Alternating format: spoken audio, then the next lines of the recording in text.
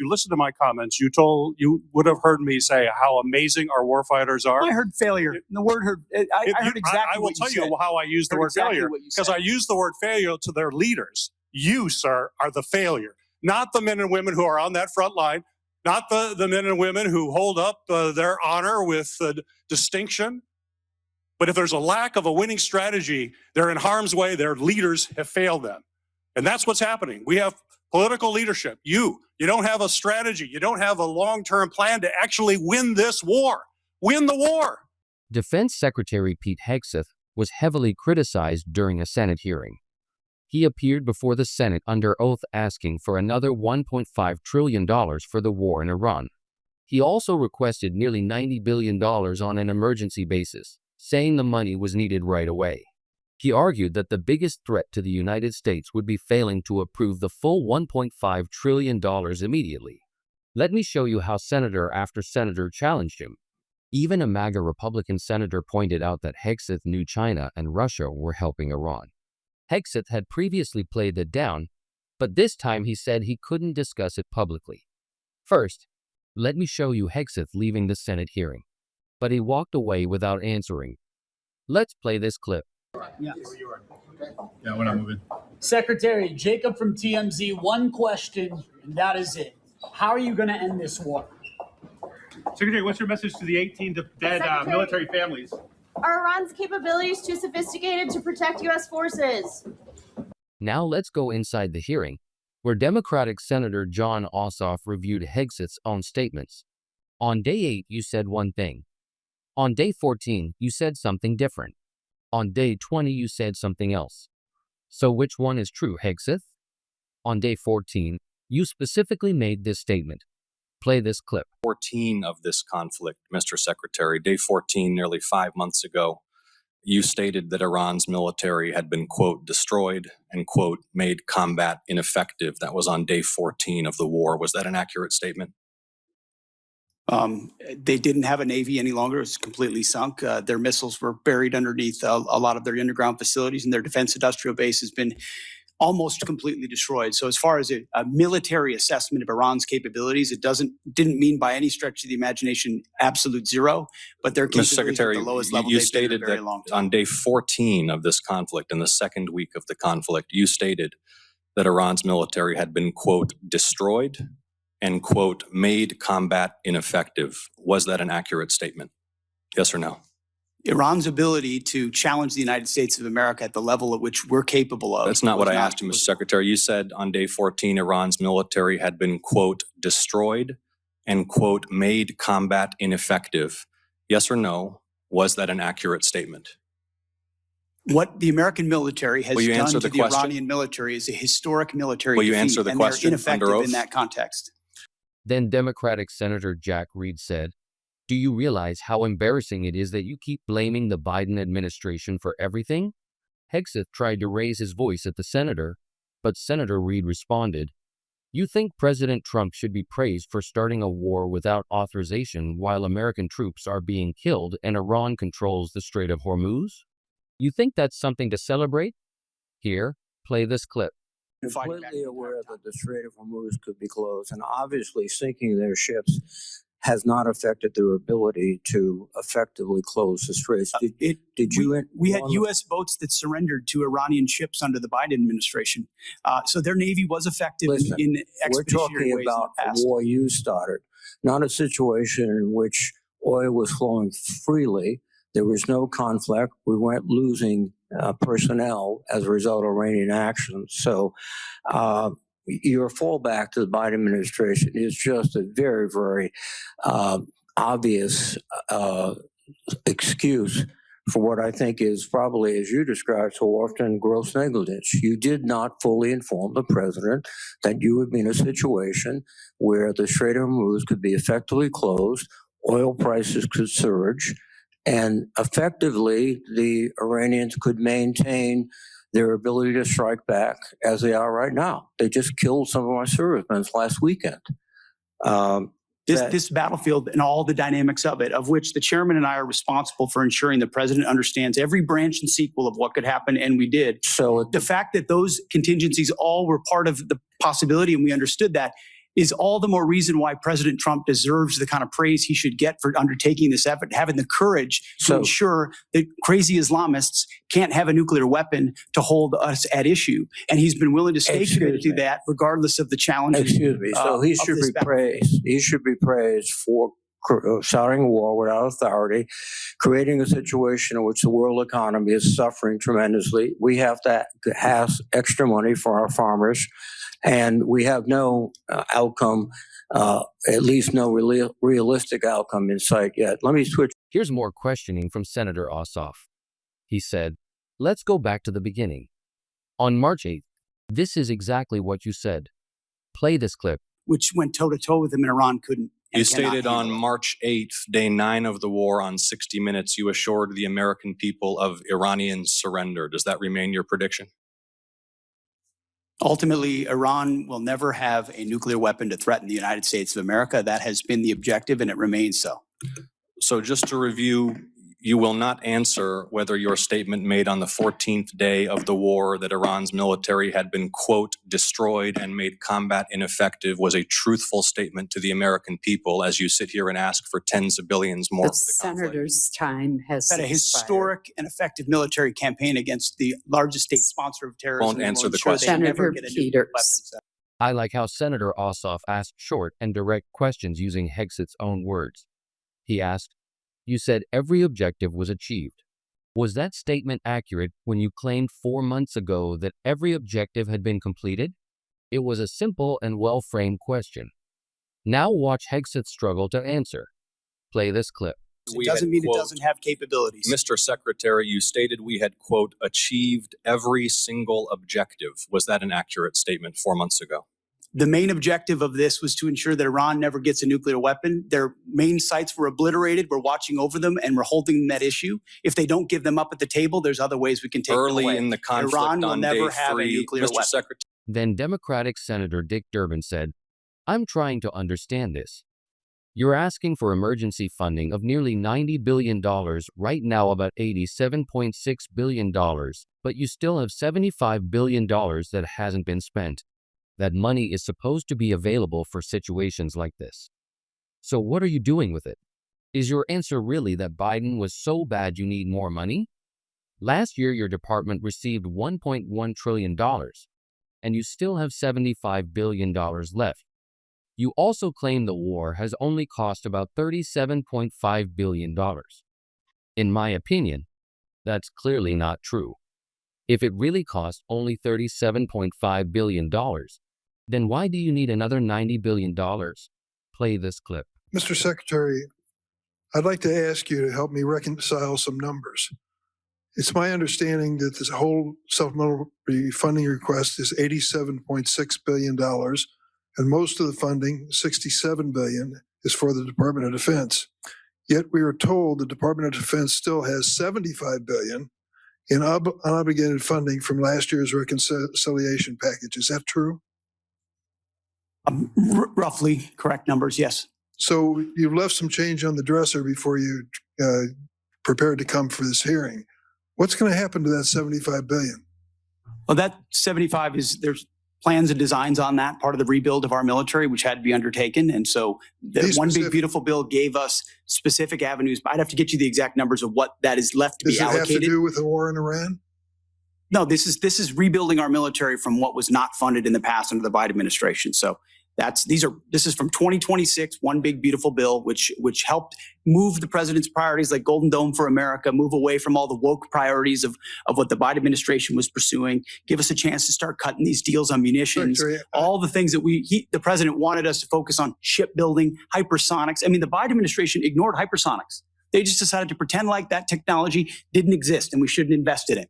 There are things, I don't know what Lloyd Austin did for 4 years. I really don't. Well, I'm sure the amount of neglect, the amount of stale thinking and bureaucracy, it was staggering when we took over. So One Big Beautiful Bill gave us a chance to get caught back up. That means $1.5 trillion. Given the world that we live in and the disaster of what the Biden administration budgets gave us, not funding this department at $1.5 trillion, I believe, is the greatest threat that our nation faces. Either we invest in our warriors at this moment of step change on the battlefield and growing threats, or this is all just talk. Then Pete Hegseth went on to argue that the Defense Department urgently needs the full $1.5 trillion. Here, play this clip. Also said at That's that what changed it. same press conference, and I'm going to quote you, you urged Iran to, quote, let innocent ships pass freely. These international waters belong to all nations, not to Iran to tax, toll, or control. Last week, President Trump said the U.S. would charge a 20% toll to each ship to pass through the state. So based on your opposition to tolls, did you talk to the president out of that idea, or did someone else? Iran's not charging tolls, and they're shooting at ships right now. But Trump said that he wanted to charge a 20% toll. We have a blockade right now of all Iranian ships and Iranian ports, and it's effective. My time is out. Next, Senator Patty Murray questioned Hegseth. She said, you argued that it would violate international law for Iran to charge tolls in the Strait of Hormuz. But Donald Trump has said he wants to charge tolls there himself. Here, play this clip. Base budget request, 1.5 trillion. Stop bombing our children in Iran and Palestine. This is illegal. Mr. Secretary, please suspend until order is restored in the hearing room. We will begin the timing clock since you've been interrupted twice. Let me move on. On May 5th, you claimed that Iran doesn't control the Strait, and you said that there was a, quote, powerful red, white, and blue dome over the Strait. If that was true, how did Iran shrink ship traffic in the Strait to a trickle again last week? We pushed almost, I believe, between 400 and 500 million barrels of oil under the nose of Iran over the course of Project Freedom, which went underground, which I acknowledged after we did so covertly because it was more effective to do so quietly than to do so publicly. So we've been in control of moving traffic through there for quite some time. Will they retain the ability to recklessly shoot at commercial shipping? And that's what happened. We had a ceasefire, and then they shot at commercial shipping recklessly.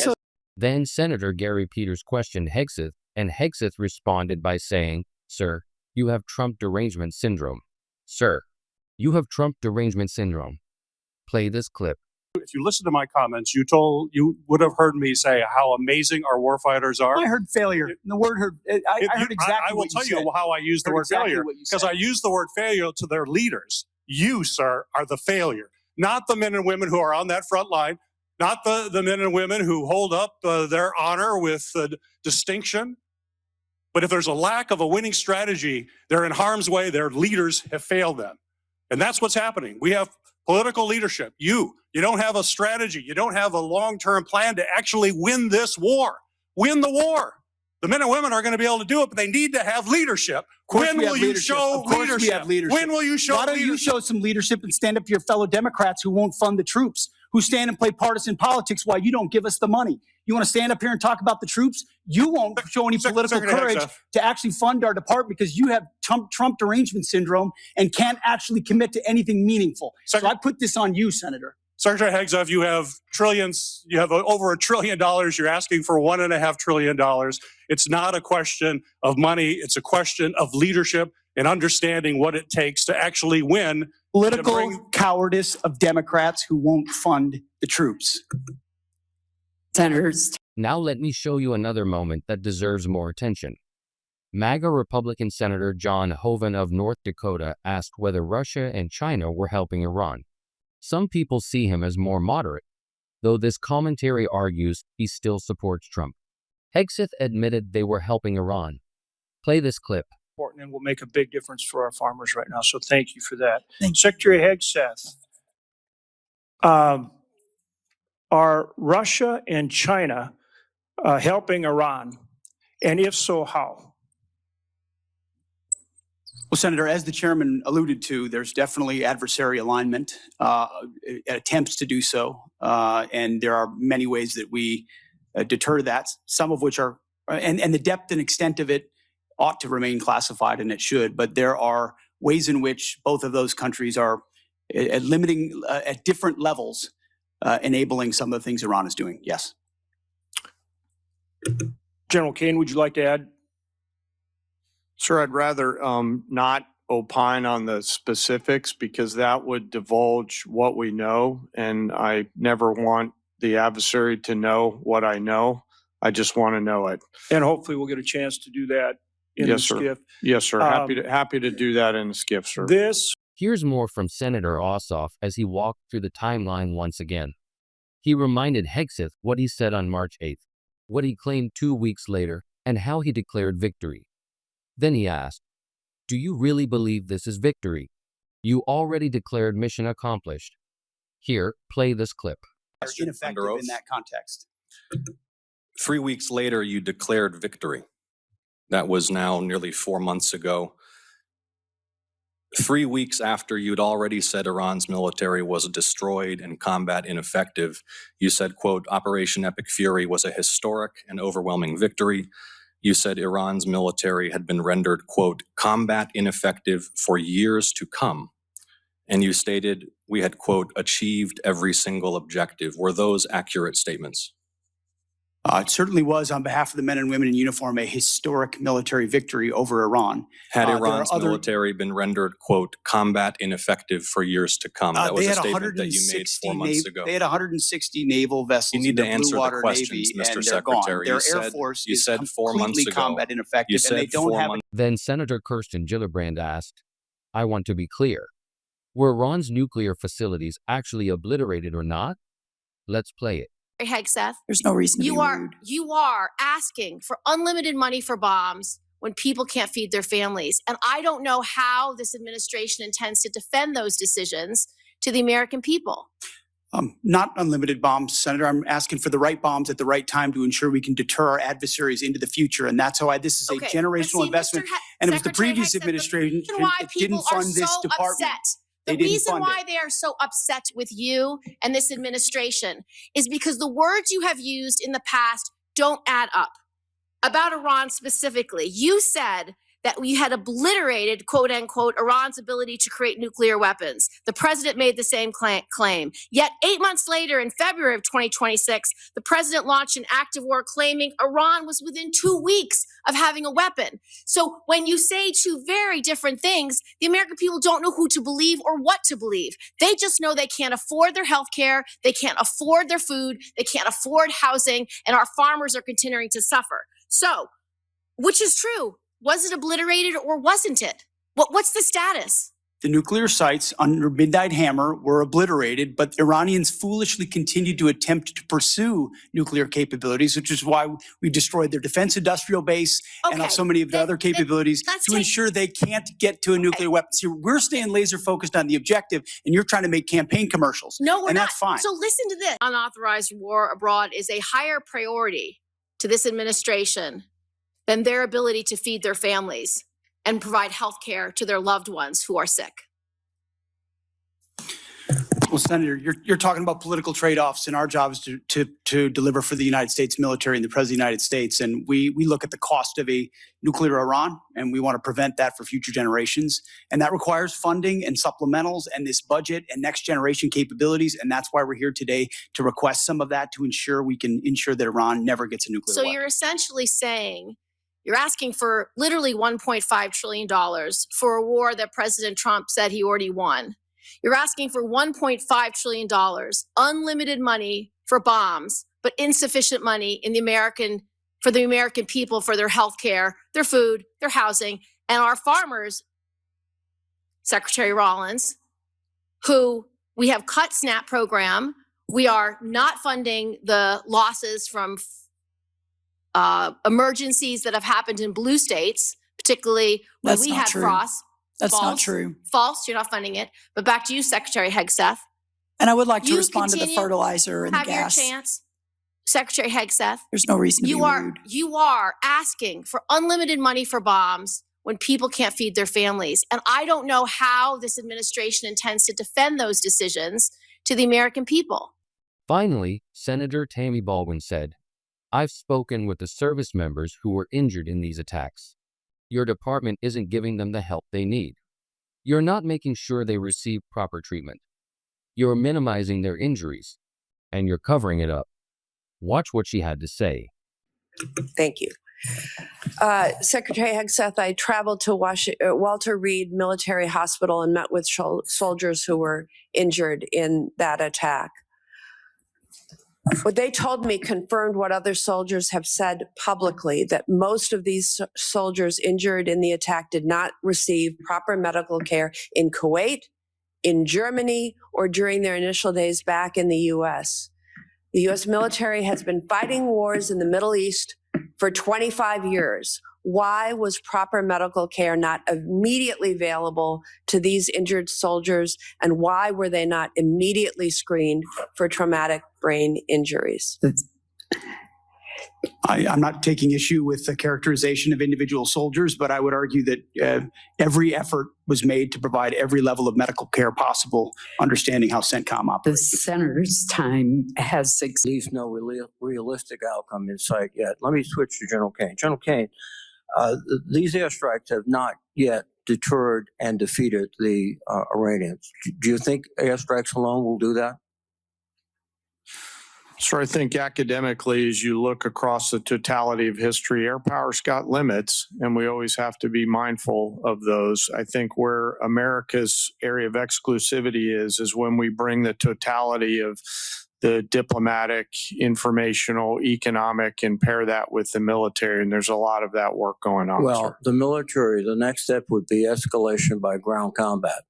Do you anticipate that escalation? Sir, I think it'd be unhelpful for me to opine on hypotheticals. What I can tell you is we always develop an unbelievable amount of options and the associated risks. And then my main job is to always ensure that leaders understand those options and the risks. Now, if you employ ground troops to seize objectives, which I would assume would be the first stage, are you prepared for an extended guerrilla war, which would likely happen in that area? Sir, with all due respect, I think it'd be unhelpful for me to opine on hypothetical situations on whatever decisions the president may or may not take in the future.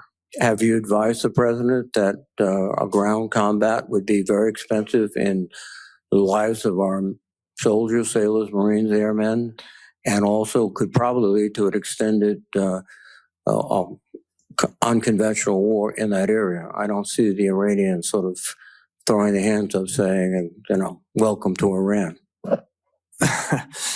Senator, I always advise the president on a range of military options and all of the risks that are contained within that. But I have to keep my military advice to the president private, sir.